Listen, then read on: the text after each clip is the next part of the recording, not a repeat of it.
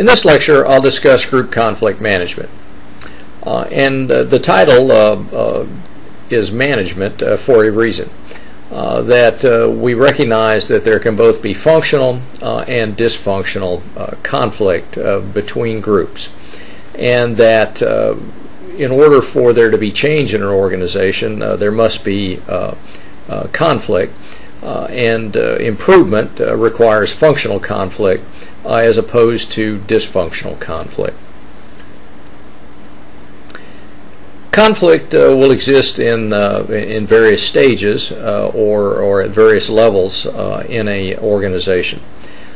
Typically, when we're just even aware of another group, there'll be a perceived level of conflict. We know from research related to groups that when one group is just aware of another group, that at that point they tend to perceive some level of conflict.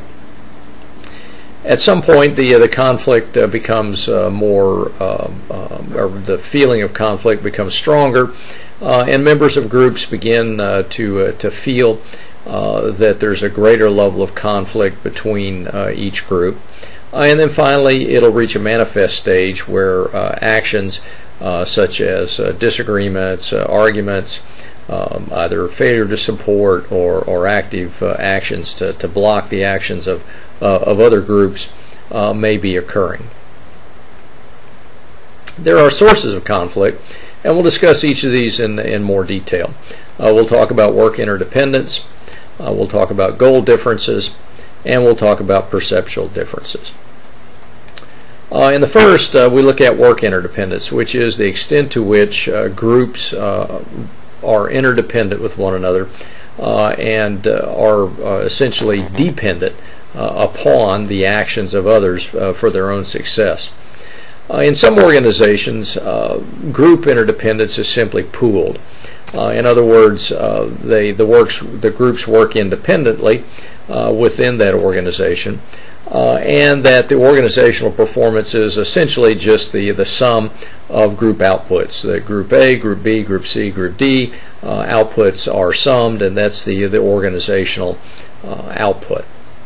And there's a low potential for conflict because the groups aren't interdependent except to the extent that the overall organization's performance is dependent upon the total sum of their outputs. Next, we'll see sequential, which is pretty common in law enforcement organizations. That's where work product typically is passed from one group to another until it's completed. Assembly line work is sequential. In law enforcement, a patrol officer may take a report of a crime, may conduct a preliminary investigation, and then may pass that investigation off to detectives. And so typically there you see a fair amount of sequential interdependence.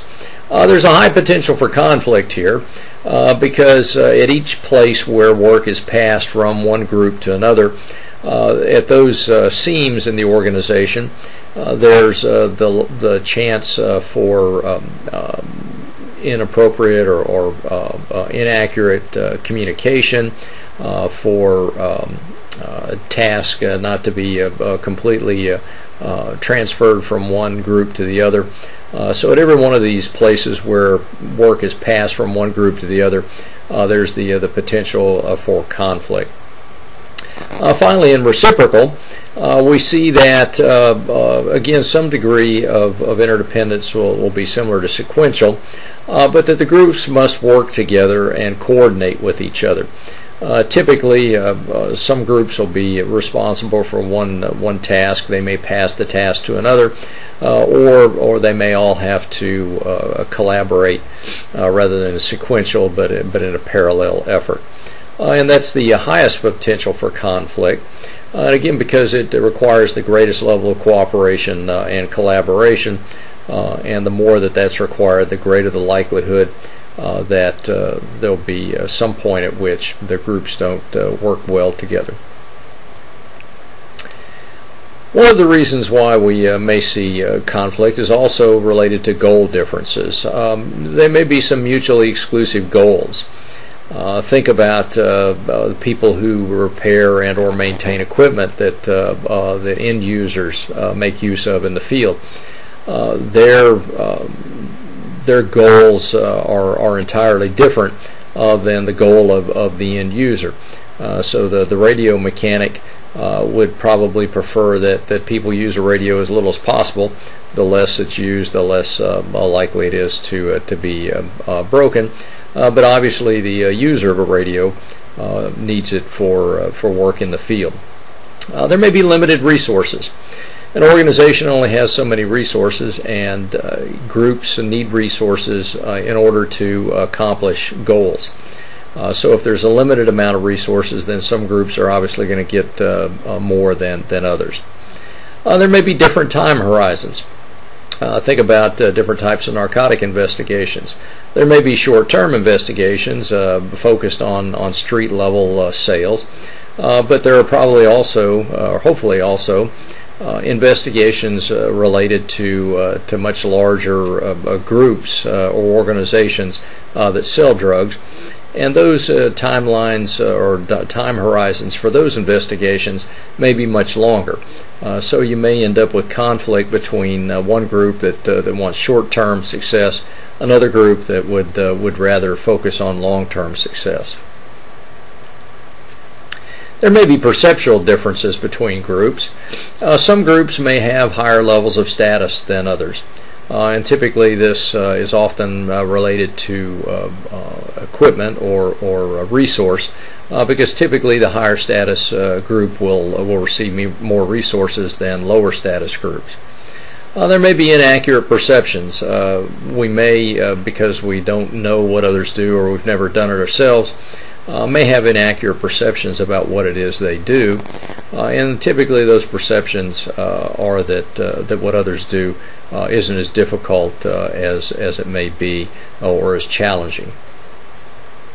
And we may just have different perspectives about the organization's goals and how it is that we could or should achieve them.